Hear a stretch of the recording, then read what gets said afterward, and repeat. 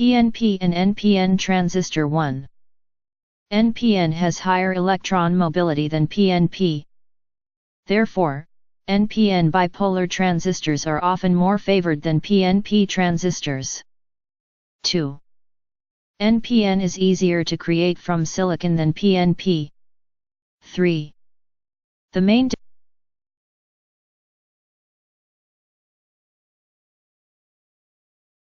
The main difference of NPN and PNP is the base. One is just the opposite of the other. 4. With the NPN, a p-dope semiconductor is the base, while with the PNP, the base is a n-dope semiconductor. 3.